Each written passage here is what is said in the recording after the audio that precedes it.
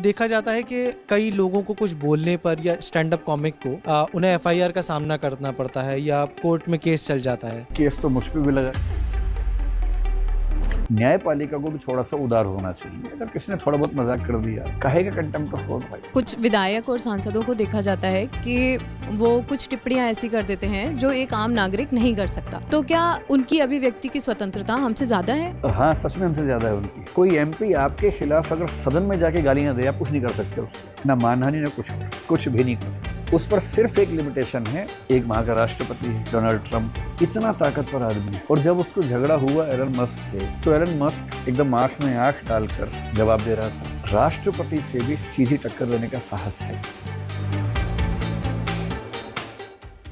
भारतीय संविधान के इस आर्टिकल में एक अहम अधिकार मिलता है हमको, फ्रीडम ऑफ एक्सप्रेशन का।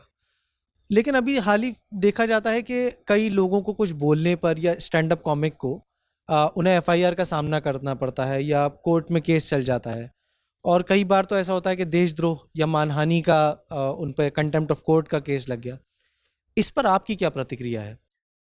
केस तो मुझ पे भी लगा अभी हाल ही में, तो इस पर बोलना ज़्यादा ठीक नहीं होगा। मैं उस केस पर तो बात नहीं करूँगा।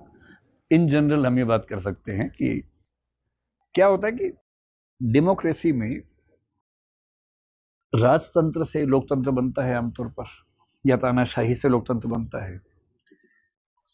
सिस्टम ऑफ गवर्नेंस का चेंज होना और वैल्यूज ऑफ गवर्नेंस का चेंज होना, इसमें बीच में टाइम लगता है।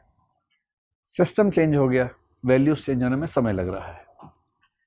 तो होता क्या कि हर जगह जिसके पास सत्ता होती है वो चाहता है कि लोग थोड़ा तमीज में रहें, सोच समझ के बोलें। हर सरकार ये चाहती है। जब सरकार बहुत ताकतवर होती है तो उसका असर दिखने भी लगता है। लेकिन अच्छी डेमोक्रेसी वो है जिसमें कम से कम हर व्यक्ति को बोलने का, असहमति ठीक तरीके से व्यक्त करने का अधिकार होना चाहिए। मैं आपको उदाहरण अगर देखें हाल ही का, तो भी अमेरिका में आपको पता है कि दो खतरनाक व्यक्ति आपस में गुत्थम गुत्था हो गए थे कुछ दिन पहले।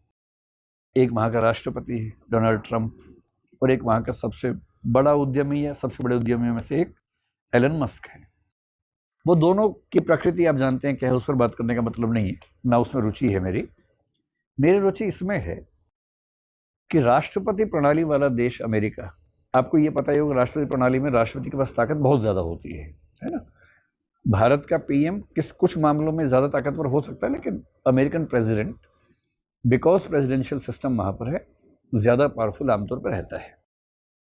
उसे संसद की उतनी चिंता नहीं होती जितनी भारत के प्रधानमंत्री को लोकसभा की सहमति की हमेशा जरूरत पड़ती है। इतना ताकतवर आदमी, और जब उसको झगड़ा हुआ एलन मस्क से, तो एलन मस्क एकदम आंख में आंख डालकर, आंख से आंख मिलाकर या दिखाकर जवाब दे रहा था। ट्विटर पे जो उसका अपना ही उद्यम है एक्स, उस पर खूब कमेंट्स कर रहा था। कुछ कमेंट्स बाद में उसने हटाए सहमति होने पे, लेकिन उसके बाद यहाँ तक कहा कि अब समय आ गया कि नई पार्टी बनाई जाए और ऐसे राष्ट्रपति से देश को बचाया जाए। मेरे लिए सबसे रोचक ये है कि अमेरिका की डेमोक्रेसी में एक उद्यमी, हालांकि वो बड़ा उद्यमी है, राष्ट्रपति से भी सीधी टक्कर लेने का साहस है। और लोगों का भी, मैंने वहाँ के कई प्रोग्राम्स देखे हैं जहाँ पर लोग खूब मजाक बनाते हैं सरकार का, इतना मजाक बनाते हैं कि देख के कई बार अजीब सा लगने लगता है कि ये क्या हो रहा है।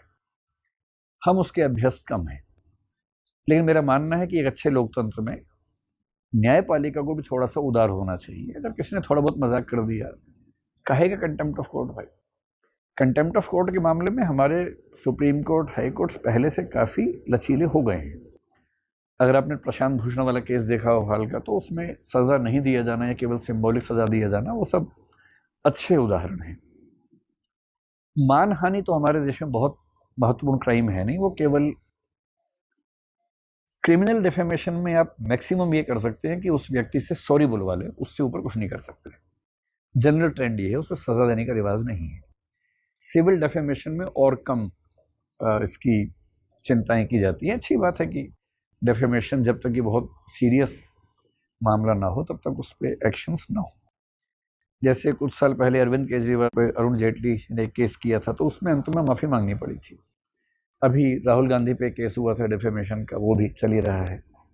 इसमें 2 साल की सज़ा गुजरात की कोर्ट ने दी, उनकी मेंबरशिप चली गई थी, फिर वापस मिल गई मेंबरशिप भी।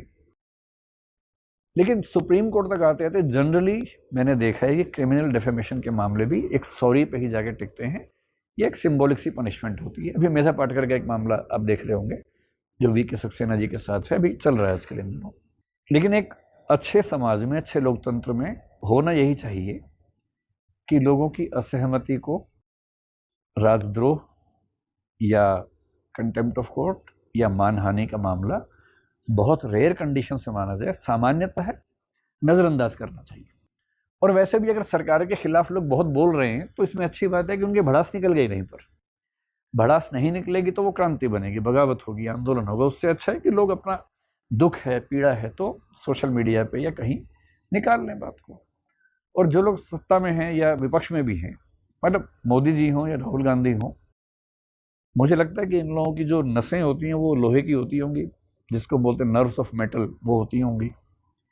क्योंकि रोज़ अपने बारे में इतना ऊट पटांग पढ़ना, देखना, उस पर घबराहट तो हो ही जाती है किसी को भी। अगर हमारे बारे में हम भी घबरा जाएंगे। पर आप सरकार में हैं, लोकतंत्र में, या सरकार में होना चाहते हैं, इसकी एक कसौटी ये है कि आप अपने विरुद्ध कितनी गालियाँ, कितने आरोप, कितनी बुरी बातें झेल सकते हैं। अभिव्यक्ति की स्वाधीनता जितनी ज़्यादा होगी उतना ही लोकतंत्र के मैच्योर होने के लिए अच्छा होगा। लेकिन सर, आज कुछ विधायक और सांसदों को देखा जाता है कि वो कुछ टिप्पणियां ऐसी कर देते हैं जो एक आम नागरिक नहीं कर सकता। तो क्या उनकी अभिव्यक्ति की स्वतंत्रता हमसे ज़्यादा है? हाँ, सच में हमसे ज़्यादा है उनकी। मतलब उस पर बड़े अच्छे जजमेंट्स हैं कुछ। अगर आपने संविधान में आर्टिकल 19 तो पढ़ा ही है जिस पे हम बात कर रहे हैं, एक आर्टिकल 105 है, एक 194 है। अगर आप उसको मिला के पढ़ेंगे, 105 में जो एमपीज हैं उनके प्रिविलेजेस हैं, विशेषाधिकार है। 194 में एमएलएस और एमएलसीज के विशेषाधिकार हैं, जो राज्यों के विधायक होते हैं। एक बार सवाल उठा, एक तो पीवी नरसिम्हा राव का एक केस था 1998 का, ब्राइब वाला केस, बड़ा प्रसिद्ध केस था, उसमें सवाल उठा था। और कई मामले हुए, पिछले साल भी एक मामला हुआ था, कोई कौशल कुछ नाम था, 2023 का मामला था, मैं नाम भूल रहा हूँ उसका। इन सब में सवाल उठा कि नागरिक की अभिव्यक्ति की आज़ादी और एमपी एमएलए की अभिव्यक्ति की आज़ादी में क्या अंतर है। तो सुप्रीम कोर्ट ने हर बार एक बड़ा ही अच्छा स्टैंड इस पर लिया और वो ये कहा, अगर वो सदन के अंदर हैं तो उनकी आज़ादी आर्टिकल 105 या 194 से गवर्न होगी। और 105 कहता है कि सदन के अंदर उनको कुछ भी बोलने का अधिकार है, क्योंकि सदन के अंदर भी नहीं बोलेंगे तो कहाँ बोलेंगे भाई, पॉलिसी मेकिंग वहाँ होनी है। कोई एमपी आपके खिलाफ अगर सदन में जाके गालियाँ दे, आप कुछ नहीं कर सकते उसका, ना मानहानि ना कुछ और, कुछ भी नहीं कर सकते। उस पर सिर्फ एक लिमिटेशन है, वो आर्टिकल 121 में लिखी हुई है और 105 में भी जिक्र है उस बात का, शायद नहीं 121 में ही जिक्र है। वो ये लिखा हुआ है, अगर किसी जज पर, जज का मतलब यहाँ हाई कोर्ट सुप्रीम कोर्ट से है, अगर किसी जज पर महाभियोग की प्रक्रिया चल रही है, उस समय को छोड़कर किसी भी और समय किसी भी सदन में कोई भी सदस्य किसी जज के कार्य संबंधी आचरण पर कोई टिप्पणी नहीं कर सकता है। तो एमपीज और एमएलए सदन के अंदर केवल सुप्रीम कोर्ट, हाई कोर्ट के जजेस के जजशिप से जुड़े किसी काम पे कमेंट नहीं कर सकते, बाकी कुछ भी कमेंट कर सकते हैं। वो सरकार की ईंट से ईंट बजा सकते हैं, किसी नागरिक के पीछे पड़ सकते हैं, कुछ भी कर सकते हैं। पर जैसे ही वो सदन के बाहर आते हैं, उनकी आज़ादी और हमारी आज़ादी बराबर हो जाती है। और आर्टिकल 19(2) में जो 8 प्रतिबंध हैं, वो 8 रिस्ट्रिक्शंस हम पे भी हैं, उन पे भी। जैसे कंटेम्प्ट ऑफ कोर्ट है, हम पे भी लागू होगा, उन पे भी लागू होगा। डिफेमेशन, संसद के अंदर वो कुछ बोलेंगे मेरे बारे में तो लागू नहीं होगा उनके ऊपर, संसद के बाहर बोलेंगे तो उन पे लागू होगा, मैं केस कर सकता हूँ, वो मुझ पे केस कर सकते हैं। ऐसे ही इंसाइटमेंट टू ऑफेंस है, अपराध को बढ़ावा देने की बात है। अगर मैं कोई ऐसी बात बोलूँ जिससे अपराध बढ़ सकता है तो क्राइम है।